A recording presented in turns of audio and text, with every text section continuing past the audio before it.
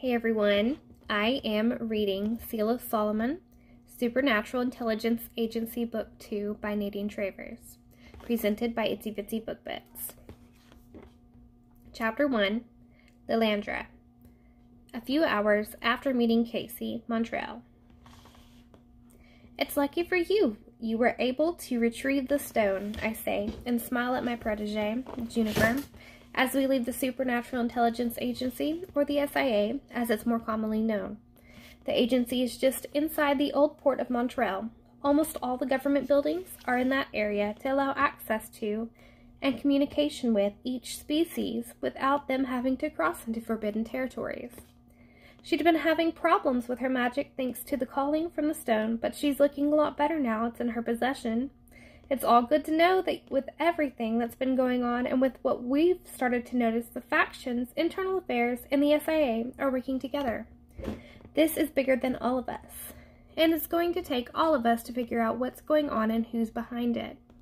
Gwen, one of the witches helping the SIA, had updated us on the current situation, and we now know why everyone has been getting more calls than we used to.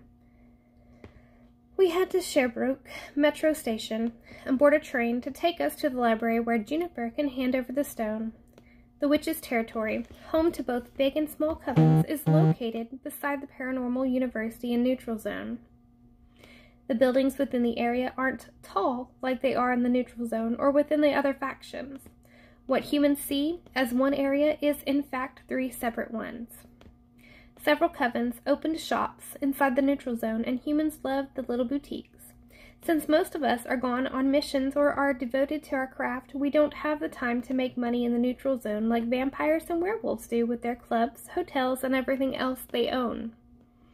The shops are our way of earning income. We leave La Plateau, Mont-Royal, and head outside. The weather is gorgeous, and we bask in the rare sunny day because it seems that this year, Mother Nature has decided to take a long winter vacation and bring us more humidity and rain than usual. Do you think the librarian is already at the coven? Juniper asked.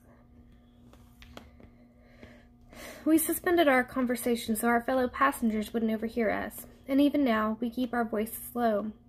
While there are few humans that know about the paranormal community in Montreal, and the witches faction is the only one that has more humans than witches coming and going, most humans don't know about us, and we'd like to keep it that way. The vampire, werewolf, and shifter factions are gradually opening up, though since some of them have mated with humans. So the number of humans with knowledge of paranormal creatures is growing. I'm sure she is. She knows she has to pick up this baby, I say as I point to the stone in Jupiter's bag. If she isn't there, or if she's busy, then we'll call her. She knows we're coming, though, so we have nothing to worry about. We arrive at the corner of St. Denis Street and Mont Royal Avenue East and head toward the library on St. Denis Street. Entering the big building, we head toward the back, acknowledging the witches that are working who smile at us with a nod. We reach a door that says employees only and push it open. As soon as it closes behind us, we identify ourselves and the decor changes, revealing the Warrior Witch's command center. It's about time you two arrived. The librarian is waiting for you in the conference room. I smile and look at Jennifer. I told you. Juniper shakes her head. Yeah, you did. Once I hand this over, I'm going to my place. If you need anything, come get me. I nod and we head for the conference room. Usually, mentor pairings don't have such a significant age gap between them. However, Juniper lost her mother when she was younger than most of the other warrior witches, and I've become a surrogate mother to her. On top of that, we have different callings. I'm a jewelry witch, and she's a stone witch. While they are close in nature, she really should have a mentor with the same calling. But for now, I mentor her as best I can. We enter the conference room and see the librarian. Ah, Lilandra, it's good to see you, and you as well, Juniper. I received a call informing me you'd retrieved the stone. Librarian, it's good to see you again as well. I see you still have your bodyguard. She smirks at me. Don't mind him. He wants me to know he's there, but I try to ignore him as much as possible. I laugh. I'd heard what happened to her, and why she now has a werewolf as a bodyguard. You know, you can't go off on adventures and avoid your duty. She pulls her face at me. Her small frame resembles a fairy. She replaced the old librarian a few years ago, but she's wild with her short brown hair and bright yellow eyes. Her last unsanctioned adventure almost got her killed, which was why the elders assigned her a bodyguard. Not that the librarian is in danger from anyone per se, it's more that she's a significant danger to herself. We're not here to talk about that, are we? Sorry, and yes, I agree. You're here for the Philosopher's Stone. Juniper holds it out to her, as she was the one who received the call. She needed to be the one to retrieve it and hand it over, or her magic would continue to be affected. The librarian's eyes sparkle when she gets a good look at it. Oh, this is the one that gives invisibility to the person who wears it. And they can command it by will rather than with a spell. She grabs an ancient cloth and places it over the stone. Her bodyguard brings her a wooden box to put it in. Are you getting a lot of calls these days? I sigh. Yes, we're all tired. We've been getting call after call lately. We're still not sure who or what is behind it, but we're working on it. Most of us aren't in the coven for any length, and if we are, we're only there for a day or two at most. I try not to give too much info away. From what Gwen told us, we need to be careful, as no one knows who is working with the group behind the rebellion. While I trust the librarian, I don't want her saying anything to the wrong person and putting herself in danger. The librarian passes her hand through her hair.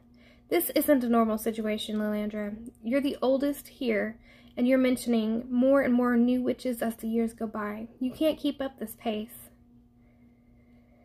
Everything she says is the truth. When my mate died, I threw myself into my missions as a warrior witch, but I also continued to mentor any that needed it.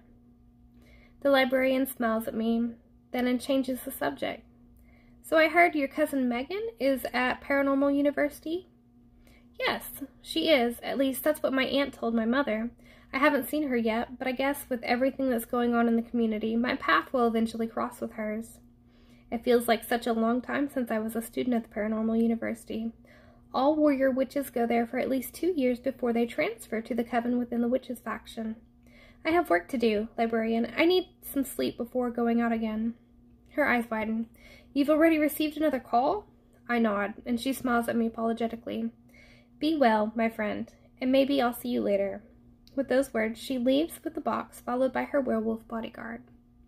Juniper turns to me then. Mentor, you need to rest. I take a moment to really look at her. She's young, but so talented, graduating from Paranormal University at the top of her class.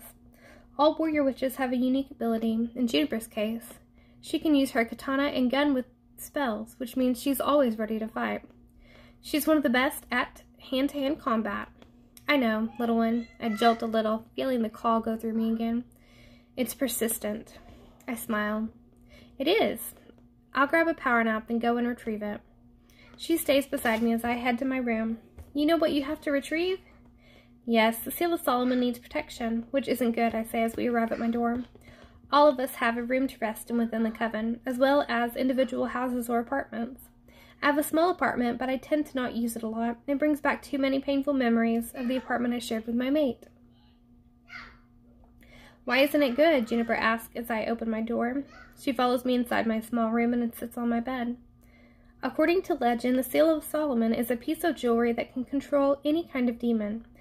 If it needs protection, it means someone is after it, either to control demons or bring themselves power, neither of which is good. She stands. I'll let you get some sleep. I guess I'll see you when you get back. You know how it works. You may get a call yourself before I return. Don't worry. We'll see each other soon.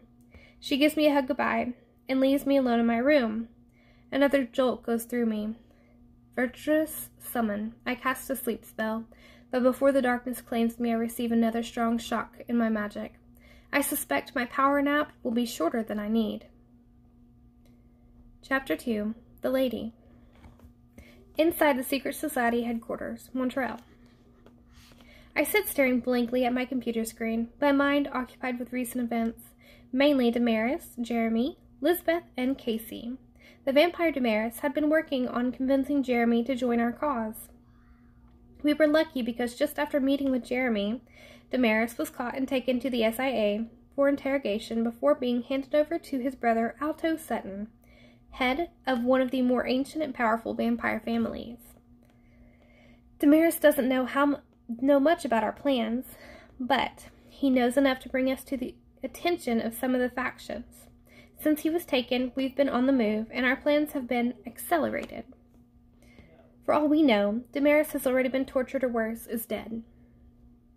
It was Alto's son, Bran, who turned Elizabeth into a vampire. She was Damaris' first mission after she overheard things she wasn't supposed to do, but he failed to kill her. Unfortunately for us, she found her mate, Cain, a half-demon who works for the SIA, when he came to her rescue.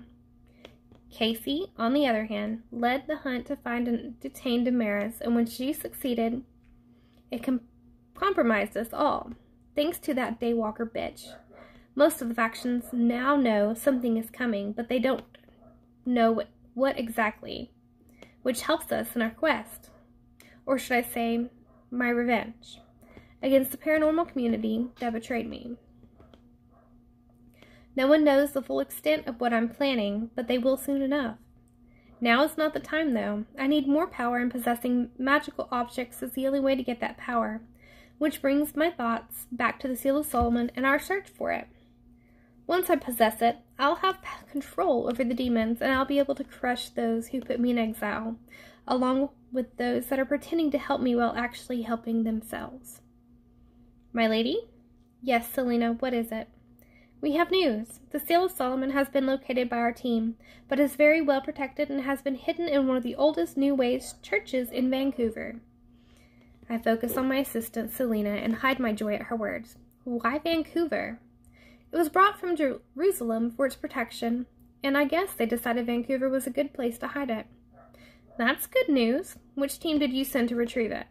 She looks down at her paper. We dispatched Donovan and his mate. We also sent Jeremy with them as their backup. It will help to distract him from Damaris' case. Jeremy tried to rescue Damaris when he was transferred to his brother, Alto. Fortunately, for me, he wasn't successful, but his failure left him unsettled and restless, and wanting answers we aren't prepared to give him. The werewolf and his mate are more than capable of handling the situation with Jeremy. I'm sure it won't take them long to succeed.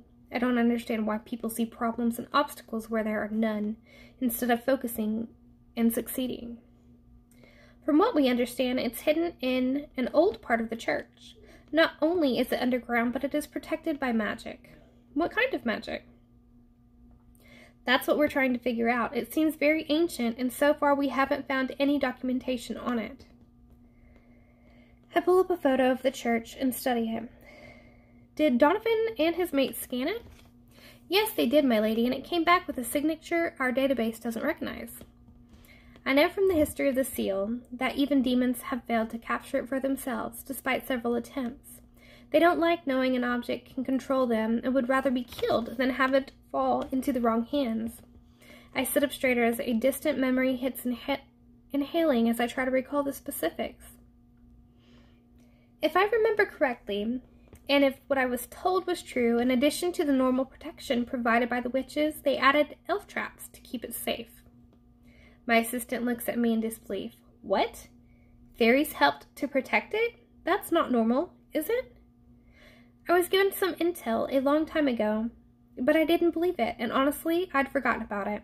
According to what I was told, some ancient witches are tasked with the seal's protection. It seems one of them had a link to the fairies. The fact the database doesn't recognize magical signature leads me to believe the story about the traps is true.